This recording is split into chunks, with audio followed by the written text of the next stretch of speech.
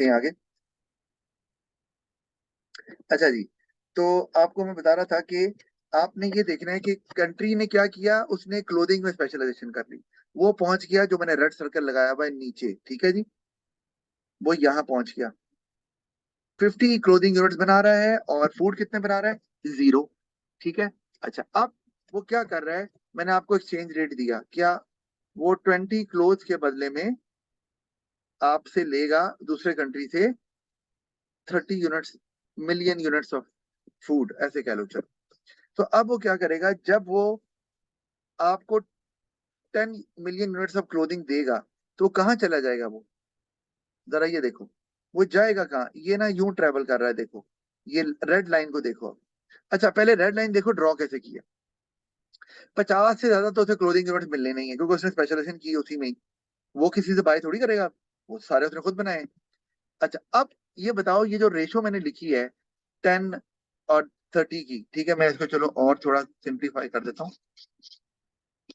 इस तरह से कि ये है ना 10:30। ठीक है, तो आसान लफ्जों में मैं ये भी तो कहता हूँ 1:3। तो फर्क थोड़ी है। यानी कि वो अगर 1 यूनिट ऑफ क्लोथ देगा, तो बदले में उसे 3 यूनिट्स ऑफ फूड मिलेंगे। फूड को ऐसे शो किया। तो इसका मतलब है, अब ट्रेडिंग पॉसिबिलिटी लाइन ऊपर कहां तक जा रही है, 150 तक। आपके सर ये 150 भी क्यों जा रही है, यहाँ पहुंच रही है ना 150 तक, क्यों? इसलिए कि ये पोटेंशियल दिखा रहे हैं, ट्रेडिंग पॉसिबिलिटी लाइन का पोटेंशियल, पॉसिबिलिटी। ये क्या है, ये ट्रेडिंग पॉसिबिलिटी है। यानी कि पीपीसी होता है प्रोडक्शन की पॉसिबिलिटी, कहां तक बना सकते हैं, और ट्रेडिंग पॉसिबिलिटी लाइन शो करता है ट्रेडिंग की पॉसिबिलिटी, के ट्रेड कहां तक कर सकते हैं। यानी कि अगर वो 50 के 50 मिलियन ऑफ यूनिट्स क्लोथिंग के दे दे, तो कितने मिल जाएगी उसे फूड, 150। क्यों, ये जो रेशो है 1:3, ऐसे ही कह रही है ना। 50 × 3 क्या होता है, 150।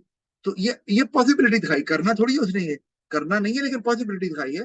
वो अगर 50 मिलियन यूनिट्स ऑफ क्लोथिंग दे देगा सारे के सारे, तो जवाब में उसे 150 मिलियन यूनिट्स ऑफ क्लोथिंग के मिल जाएंगे दूसरे कंट्री से, क्योंकि एक्सचेंज रेट ये सेट हुआ है।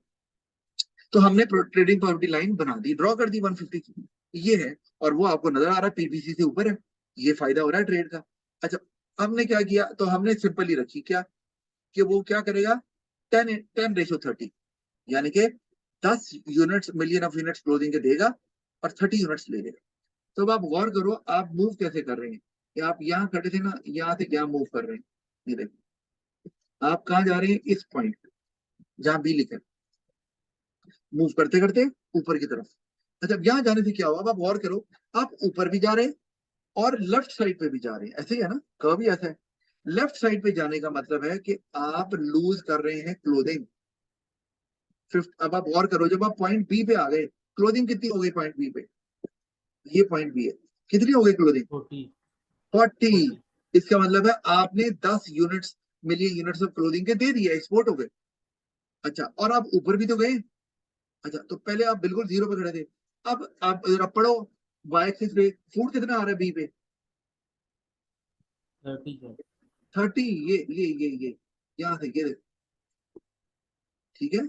लेकिन अब ये हमारा बन गया, बी पॉइंट पे आप पहुंचे और ट्रेड करके ट्रेडिंग पॉसिबिलिटी लाइन पे पहुंच गया, मतलब आपने 30 फूड के मिलियन यूनिट्स ऑफ ले लिए और 10 बिलियन यूनिट्स ऑफ आपने क्लोथिंग के कम कर दिए। तो ट्रेडिंग पॉसिबिलिटी लाइन पे आप यहाँ पर मौजूद है, बी पॉइंट पे, इस रेशो के मुताबिक, इस एक्सचेंज रेट के मुताबिक। लेकिन ट्रेडिंग पॉसिबिलिटी लाइन 150 तक जा रही है, क्योंकि उसने पॉसिबिलिटी दिखानी है कि भाई अगर आप इतने चाह रहे हैं कि सारे ही क्लोज देना चाह रहे हैं, तो ठीक है, फिर आपको 150 फूड मिलियन ऑफ यूनिट्स मिल जाएंगे, ये दिखाया हुआ है। तो आप गौर करो कि तो आप जब इंटरनेशनल स्पेशलाइजेशन और ट्रेड करते हैं, तो आप अपने पोटेंशियल से ऊपर निकल जाते हैं। देख लो ना, क्या बी जो है वो प्रोडक्शन पॉसिबिलिटी कर्व के ऊपर है, बताओ। जी सर, है नहीं है। ऊपर। बी पॉइंट जो ग्रीन कर्व है, जिसे हम पीपीसी बोल रहे हैं, ये पीपीसी है, इससे तो ऊपर निकल गए, पर ऊपर तो कोई कंट्री जा ही नहीं सकता। लेकिन ट्रेड के जरिए से जो वहां के मुल्क के लोग हैं, उनको हायर लिविंग स्टैंडर्ड मिल रहा है, और पीपीसी से ऊपर निकल गए, वो चीजें भी मिल रही हैं जो कि उनके कंट्री का पोटेंशियल ही नहीं था। तो ये फायदा हुआ ट्रेड स्पेशलाइजेशन का और ट्रेड का के जो लोग हैं वो ज्यादा एंजॉय कर रहे हैं, ये जो हमने ये बात की आपसे, ठीक है। लिविंग स्टैंडर्ड ऑफ कोर्स उनका बढ़ जाएगा, जो उन्हें कभी भी नहीं मिलना था अगर वो ट्रेड ना करते। अच्छा, तो ये समझ आपको उम्मीद है आ गई होगी, ये आपको अच्छा। आगे exports imports and terms of trade, ये आपने एक बात ध्यान में रखनी है। Terms of trade, balance of trade, इन दोनों में फर्क होता है और बैलेंस ऑफ पेमेंट में फर्क होता है, ये तीनों आप चीजें समझ लो। टर्म्स ऑफ ट्रेड क्या होता है, ये एक्सपोर्ट्स की वैल्यू और इंपोर्ट की वैल्यू को शो नहीं करता। हसन मेहदी साहब, आपने कैमरा ऑन कर दिया है?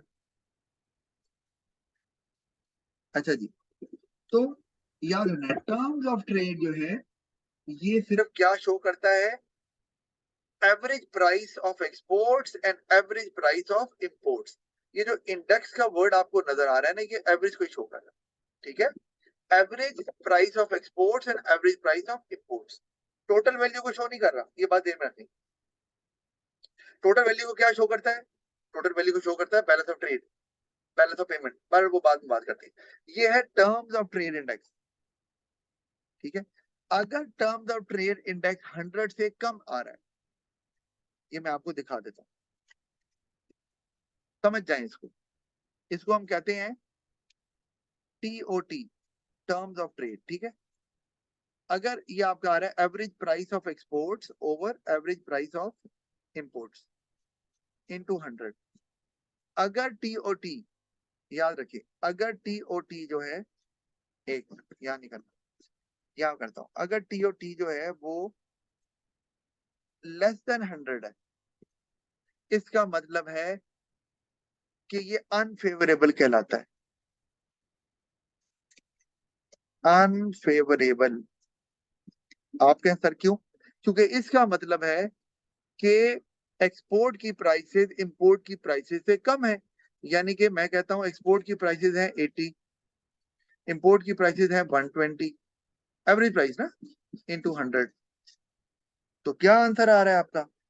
अगर हम देखें तो आंसर क्या आता है, आंसर आता है जी, ये 80 को डिवाइड करें 120 से और इंटू 100 करें तो 66.67। तो 100 से कम है ना, अनफेवरेबल। अनफेवरेबल का मतलब ये नहीं कि बुरा है, लेकिन एक्सपोर्ट की प्राइसेस आपकी इंपोर्ट की प्राइसेस से कम है, बुरा भी हो सकता है यार। जो हम चीजें बेचते हैं तो उनकी तो वैल्यू, उनकी तो प्राइस कम होती है, जो खरीदते हैं उनकी ज्यादा होती है, ये बात तो ठीक है। लेकिन टर्म्स ऑफ ट्रेड अगर अनफेवरेबल है, इसका मतलब ये नहीं है कि बैलेंस ऑफ ट्रेड भी अनफेवरेबल होगा। क्यों? वजह क्या है?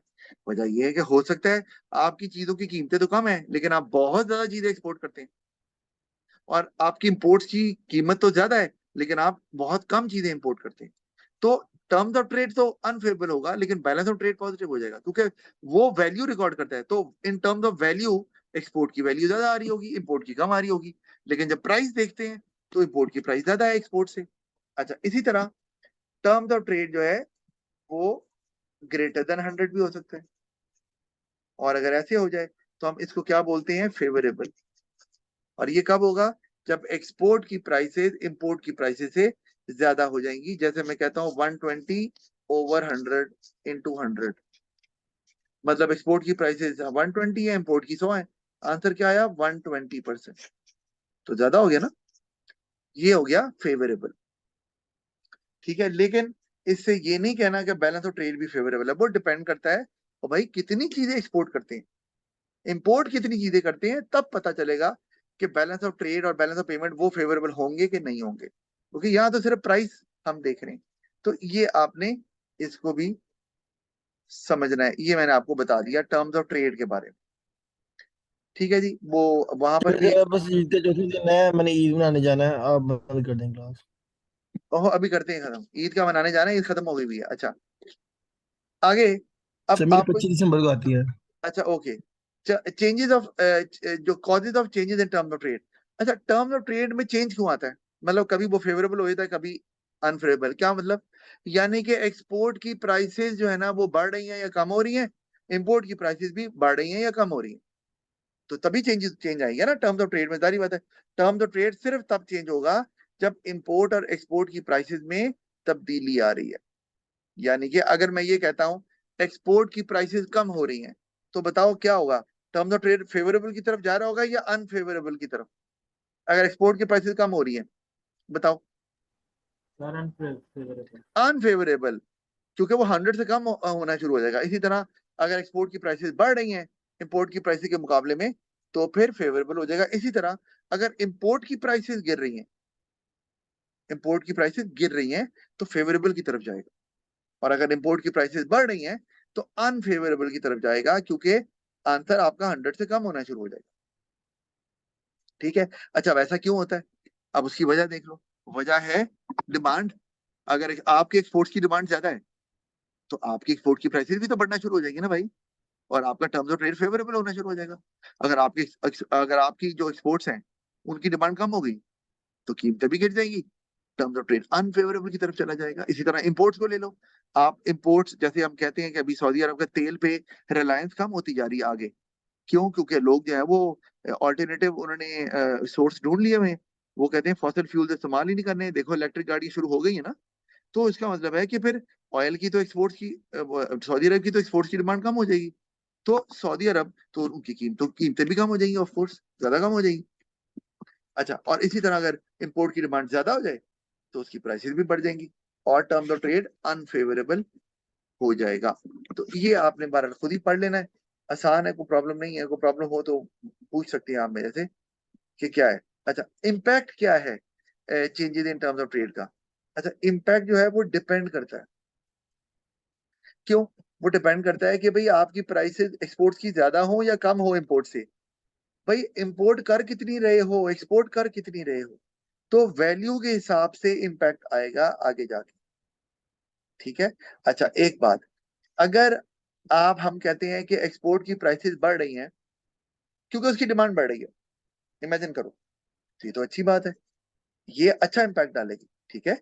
लेकिन अगर एक्सपोर्ट की प्राइसेस बढ़ रही हैं क्योंकि आपके मुल्क में इन्फ्लेशन हो रही है, तो ये अच्छा इंपैक्ट नहीं डालने वाली, क्योंकि फिर तो आपकी डिमांड कम हो जाएगी ना, लोग नहीं लेंगे, क्योंकि कीमतें डिमांड के बढ़ने से नहीं बढ़ रही, कीमतें बढ़ रही हैं, आपके मुल्क में इन्फ्लेशन है, आपकी कॉस्ट ज्यादा है, कॉस्ट पे इन्फ्लेशन हो रही है, डिमांड पर इन्फ्लेशन हो रही है, उससे आपकी कीमतें बढ़ रही हैं, तो ये इकोनॉमी पे नेगेटिव इंपैक्ट डालेंगी, क्योंकि आपकी मार्केट में, इंटरनेशनल मार्केट में डिमांड कम हो जाएगी। समझने की जरूरत है। इसी तरह आप ये देखिए, अगर आप इंपोर्ट कर रहे हैं और इंपोर्ट की प्राइसेस बढ़ रही हैं, ठीक है, लेकिन वो बढ़ रही हैं इंपोर्ट की प्राइसेस क्योंकि आपने लेटर ऑन उससे प्रोडक्ट्स बनाकर एक्सपोर्ट करनी है, तो अच्छी बात है, अच्छा इंपैक्ट डालेगी आपकी ये अगर इंपोर्ट की प्राइस, क्योंकि आगे जाकर आपने इंपोर्ट पे रिलाई नहीं करना।